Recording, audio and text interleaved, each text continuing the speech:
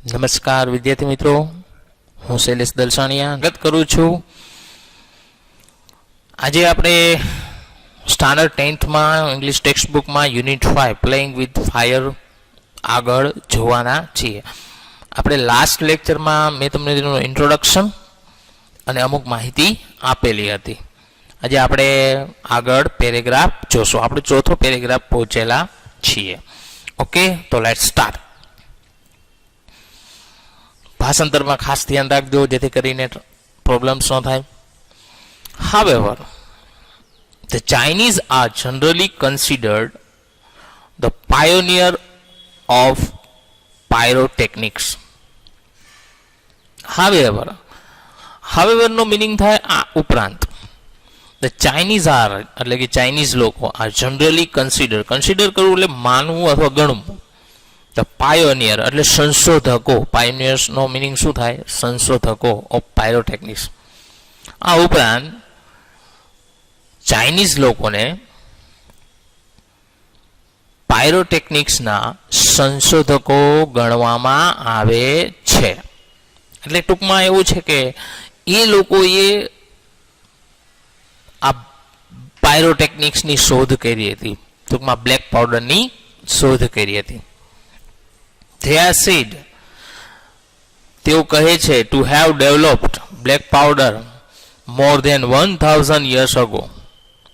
કે તેઓ કહે છે કે બ્લેક પાવડરની શોધ 1000 વર્ષ પહેલા થઈ હતી. 1000 years ago એટલે શું થાય? 1000 વર્ષ પહેલા. It took at least 200 years for the knowledge to spread to the west. Spread કરવું એટલે ફેલાવવું. વેસ્ટ એટલે પશ્ચિમ.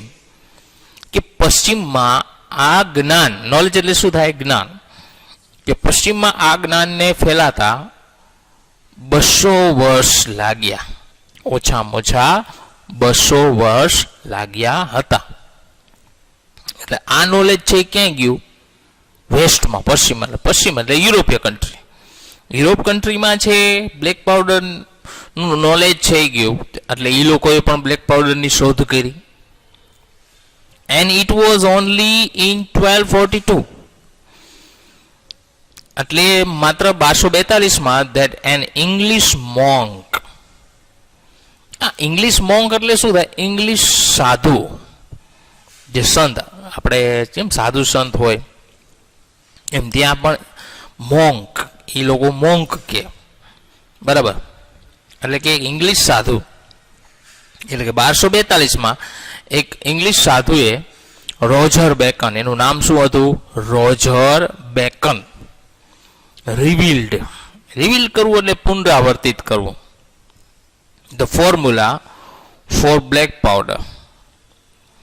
ફોર્મ્યુલા એટલે આ જે નુસ્ખો. ફોર્મ્યુલાનો મિનિંગ શું થાય? નુસ્ખો. કે 1242માં ઇંગ્લિશ સાધુએ આ બ્લેક પાવડરનો નુસ્ખો પુનરાવર્તિત કર્યો. એટલે ફરી પાછું એને આ પુનરાવર્તિત કર્યું હતું.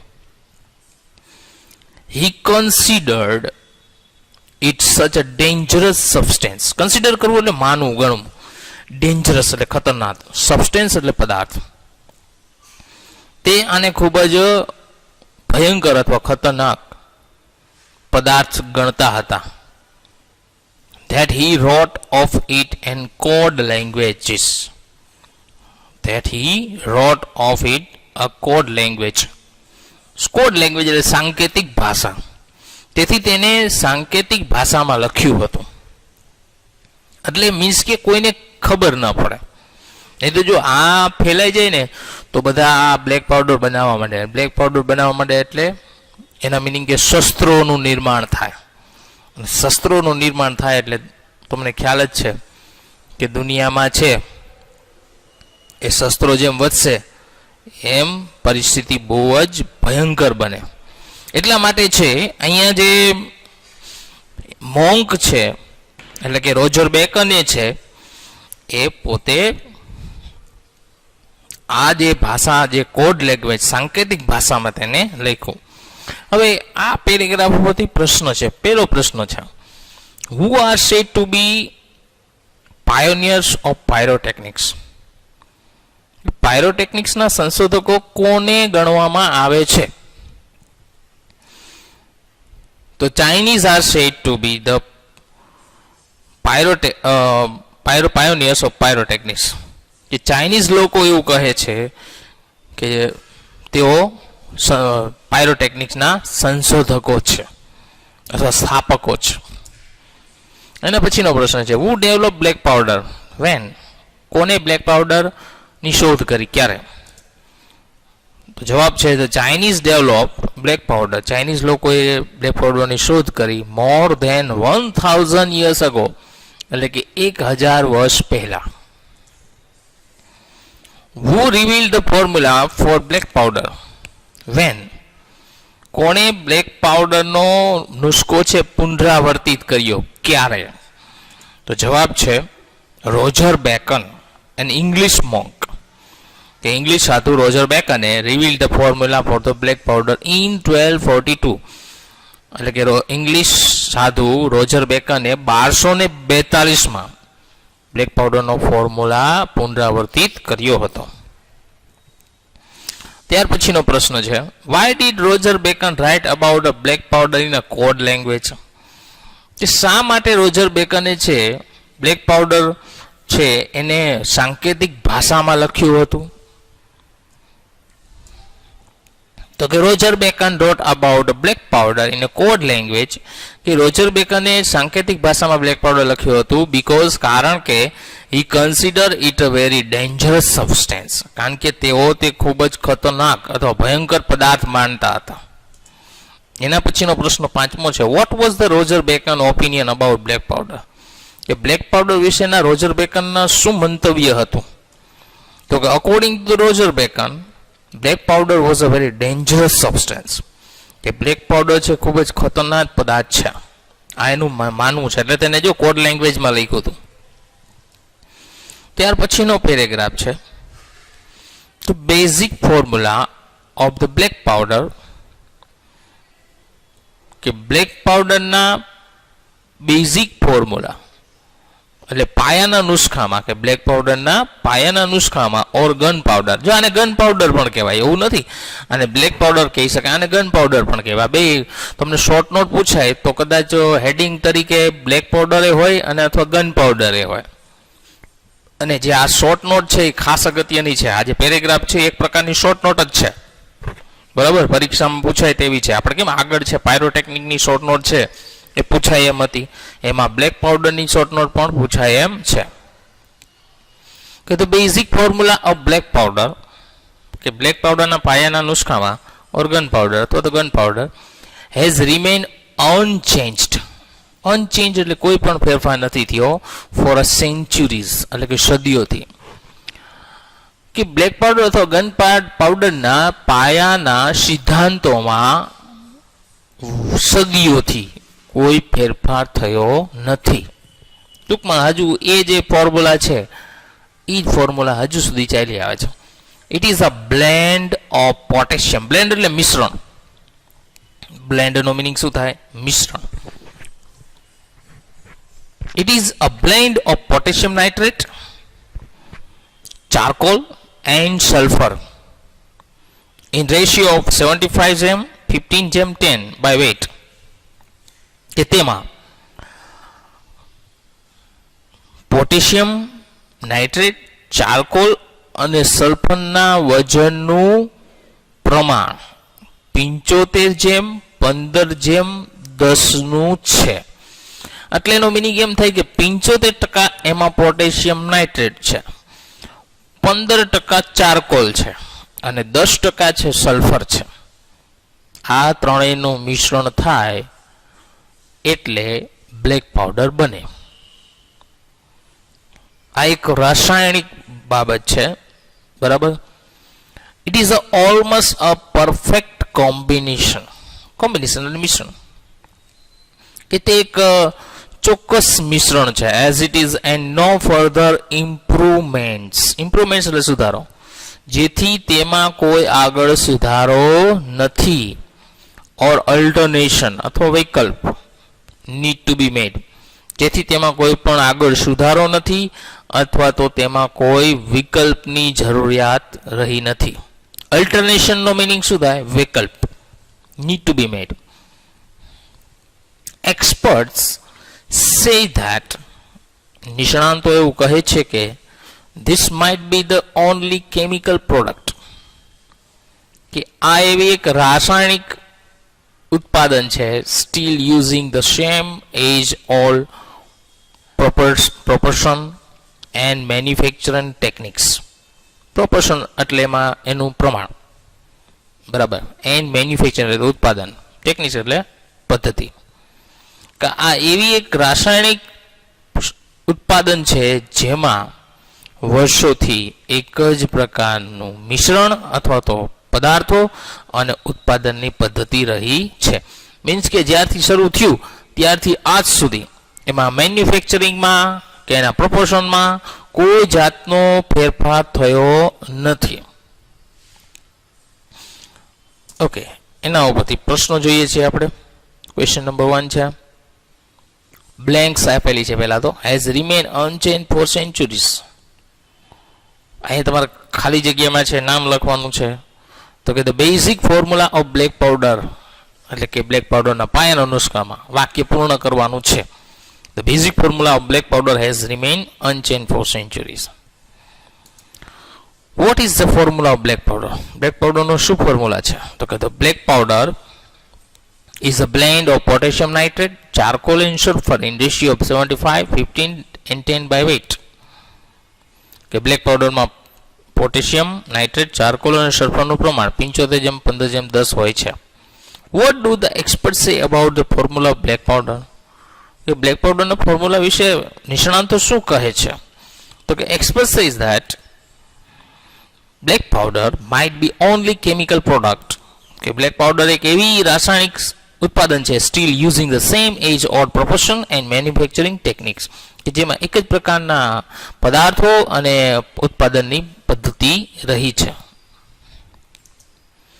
ત્યાર પછી છઠ્ઠો પેરેગ્રાફ છે, હાવેવર, આ ઉપરાંત with the development of modern chemistry, modern એટલે આધુનિક, કેમિસ્ટ્રી એટલે રસાયણ, કે આ ઉપરાંત આધુનિક રસાયણનો વિકાસ થયો, વિકાસની સાથે light and colour effects have become common in fireworks, કે પ્રકાશ અને રંગોની અસરો છે. ઇફેક્ટ્સ એટલે શું થાય? અસરો. હાવ બીકમ કોમન, કોમન એટલે સામાન્ય, ઇન ફાયરવર્ક્સ એટલે ફટાકડા, કે ફટાકડાઓમાં રંગો અને પ્રકાશની અસર સામાન્ય રહી છે. ઇન ધ લાસ્ટ સેન્ચુરી, ગઈ સદીમાં, the discover of aluminium, magnesium and titanium, discover એટલે શોધ થઈ, કે ગઈ સદીમાં એલ્યુમિનિયમ, મેગ્નેશિયમ અને ટિટેનિયમની શોધ થઈ. Which burns at high temperature, કે જે ઊંચા તાપમાને સળગે છે. એમિટિંગ બ્રાઇટ લાઇટ, કે જેમાંથી તેજસ્વી પ્રકાશ, એમિટ કરવું એટલે ઉત્પન્ન કરવું, કે જેમાંથી તેજસ્વી પ્રકાશ ઉત્પન્ન થાય છે. મેં તમને આને આગળ કીધું હતું, એમિટ એટલે શું થાય? ઉત્પન્ન કરવું, બહાર ફેંકવું. ડ્રામેટિકલી ઇમ્પ્રૂવ ધ બ્રિલિયન્સ, ડ્રામેટિકલી થાય અચાનક, ઇમ્પ્રૂવ એટલે એમાં વધારો કરવો, બ્રિલિયન્સ એટલે તેજ ઓફ ફાયરવર્ક્સ, અને અચાનક છે ફટાકડાના તેજમાં વધારો કર્યો છે.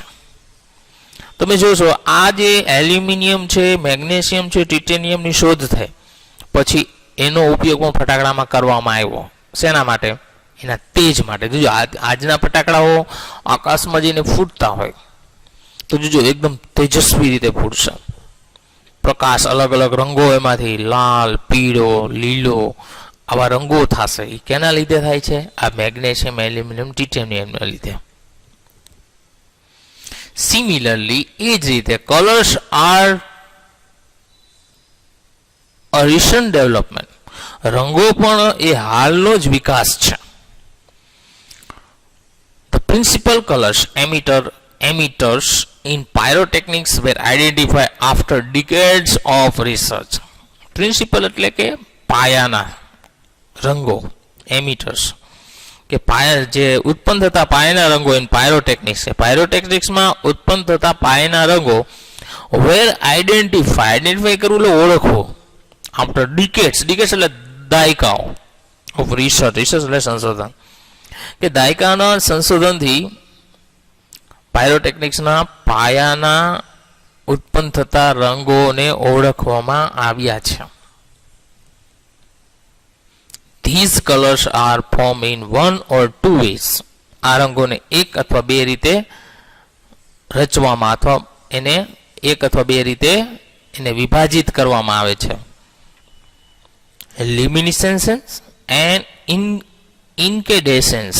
જો આ બે પ્રકારના રંગો છે, લ્યુમિનિસેન્સ એન્ડ ઇન્કેડેસન્સ. ઓકે, હવે આના ઉપરથી પ્રશ્નો જોઈએ છે. પહેલો પ્રશ્ન છે, vote is the result of the development of modern chemistry?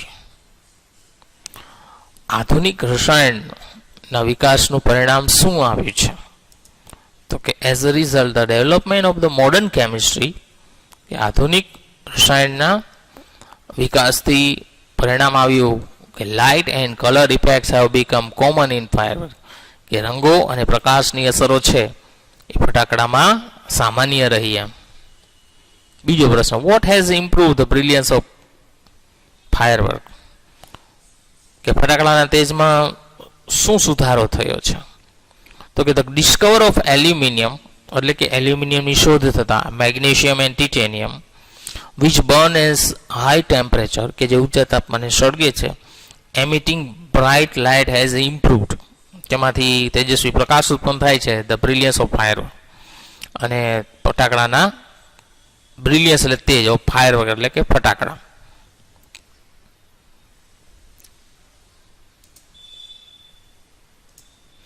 ત્યાર પછીનો પ્રશ્ન છે, ખાલી જગ્યા were identify after decades of research. આ વાક્ય પૂર્ણ કરવાનું છે. એટલે the principal colours emitters in pyrotechnics were identify after the decades of research. આ પેરેગ્રાફ જે પૂર્ણ કરવાના હોય તો તમે પેરેગ્રાફ બધી કરી શકો છો. એના પછી ચોથો પ્રશ્ન છે, name the two ways in which colour are form, કે બે રીતે ઉત્પન્ન થતા રંગોને વિભાજિત કરો. તો કે colours are form in one of two ways, luminescence and incandescence. આ બે રીતે રંગો ઉત્પન્ન થાય છે.